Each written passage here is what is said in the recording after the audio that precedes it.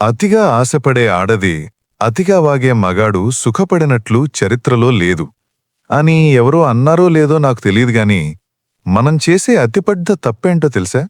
మన మనస్సులో ఉన్నవన్నీ అందరికీ లైవ్ టెలికాస్ట్ చేసేయడం. ఫ్రెండ్ కదా అని ఒక మాట, చుట్టం కదా అని మరో మాట చెబితే చివరకు మనల్నే బకరా చేస్తారు. అందుకే మీ ఫ్యామిలీకి కూడా చెప్పకూడని 9 విషయాలేంటో ఇప్పుడు చూద్దాం. నంబర్ 1, మీ బలహీనతలు. మనకేమన్నా భయాలుంటే ఎవరికైనా చెబితే తగ్గిపోతాయా అనుకుంటాం, కానీ అది భ్రమ.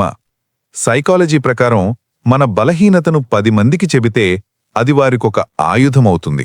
ఉదాహరణకు, మీకు పాములంటే భయం అని మీ ఫ్రెండ్కి చెప్పారనుకోండి. వాడు రేపొద్దున పాము బొమ్మ చూపించి మిమ్మల్ని ఏడిపిస్తాడు. పుండుమీర కారం చల్లడం అంటే ఇదే. మీ భయాన్ని మీ దగ్గరే ఉంచుకోండి. అప్పుడే మీరు స్ట్రాంగ్గా కనిపిస్తారు. నంబర్ 2, మీ భారీ ప్లాన్లు. నేనొచ్చే నెలలో ఐఫోన్ కొంటున్నాను, లేదా వచ్చే ఏడాది విదేశాలకు వెళుతున్నాను అని ఊరంతా దండోరా వేయకండి. ఎందుకంటే మన మెదడు చాలా తెలివైంది. పని పూర్తి కాకముందే మీరందరికీ చెబితే మీ మెదడులో డోపమైన్ విడుదలవుతుంది. దీనివల్ల ఆ పని అయిపోయిందని మీ మెదడు ఫీలై రిలాక్స్ అయిపోతుంది. చివరకు అది పిల్లికి బిచ్చం పెట్టనివాడు పెళ్లికి పందిరేస్తానన్నాడట అన్నట్టవుతుంది. పని పూర్తయ్యాకే రిజల్ట్ చూపించండి, డప్పులు కొట్టకండి. నంబర్ 3, మీ ఇంటి గుట్టు. ఇంటి గుట్టు లంకకు చేటు అని పెద్దలు ఊరికే అనలేదు. మీ భార్యతో గొడవైనా, మీ నాన్న తిట్టినా అది మీ బెడ్రూమ్ దాటి బయటకు రాకూడదు. మీరు మీ ఇంట్లో వాళ్లతో మళ్లీ కలిసిపోతారు, కానీ మీరు చెప్పిన కబుర్లు విన్న చుట్టుపక్కల వాళ్లు మాత్రం మీ ఫ్యామిలీని తక్కువ చేసి చూస్తారు. బయటవాళ్లకు మీ ఇల్లు ఒక బిగ్ బాస్ షోలా కనిపిస్తుంది. జాగ్రత్త. నంబర్ 4, మీ దానధర్మాలు. మీరు ఎవరికైనా 10 రూపాయలు సాయం చేస్తే దాన్ని ఫోటో తీసి ఇన్స్టాగ్రామ్లో పెట్టకండి. కుడి చేత్తో చేసే సాయం ఎడమ చేతికి తెలియకూడదు. మీరు గొప్పలు చెప్పుకుంటే ఆ సాయానికి విలువ ఉండదు. అవతలివాళ్లు మిమ్మల్ని షో ఆఫ్ అనుకుంటారు. మీ మెదడు కూడా ఆ మంచిని కేవలం ఇతరుల ప్రశంసల కోసమే చెయ్యాలని అలవాటు పడుతుంది. పుణ్యం పోయి పురుషార్థం మిగులుతుంది. నంబర్ 5, మీ వీక్ పాయింట్స్, ఇమోషనల్ ట్రిగర్స్. మీకు దేనికి ఎక్కువ కోపం వస్తుంది? మిమ్మల్ని ఏమంటే త్వరగా హర్ట్ అవుతారు? ఈ విషయాలు అస్సలు చెప్పకండి. ఇదెలా ఉంటుందంటే మీ శత్రువు చేతికి మీ రిమోట్ కంట్రోల్ ఇచ్చినట్టే. వాడు ఎప్పుడు కావాలంటే అప్పుడు తాళానికి తగ్గట్టు బొమ్మ నాడించినట్టు ఆడిస్తాడు. కాబట్టి ఎప్పుడూ అన్నీ తెలిసినా ఏమీ తెలియనట్టు ఉండటం నేర్చుకోండి. నంబర్ 6, మీ ప్రైవేట్ ప్లాన్లు. మీరు బిజినెస్ మొదలు పెడుతున్నారా, లేదా జాబ్ మారుతున్నారా?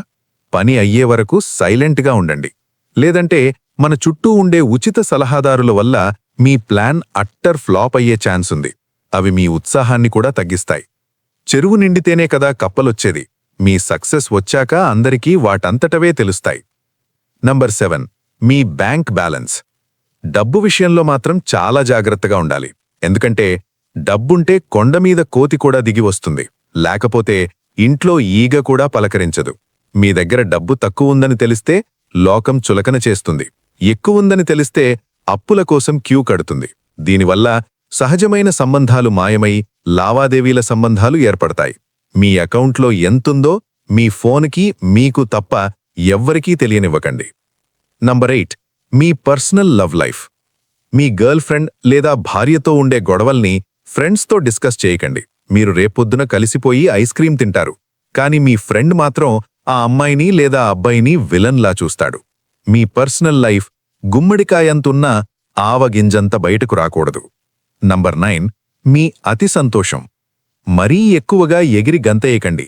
మీరు బాగా సంతోషంగా ఉన్నప్పుడు 10 మందికి చెబితే అందులో మీ మీద కుళ్ళుకునేవాళ్లు, దిష్టిపెట్టేవాళ్లు కూడా ఉంటారు.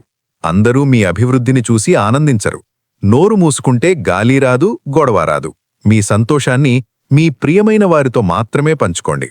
చూశారుగా, కొన్ని విషయాలు మనసులోనే ఉంచుకుంటేనే మనకి గౌరవం, ప్రశాంతత. లేదంటే చివరకు పరిస్థితి ఎలా ఉంటుందంటే మనం వేసిన పెగ్గు మనకి కిక్కివ్వడం సరే కదా, మనం పడే టెన్షన్కి ఎదుటివాడికి కిక్కొస్తుంది. ఈ వీడియో మీకు నచ్చితే మీ అతిగా వాగే ఫ్రెండ్స్కి షేర్ చేయండి.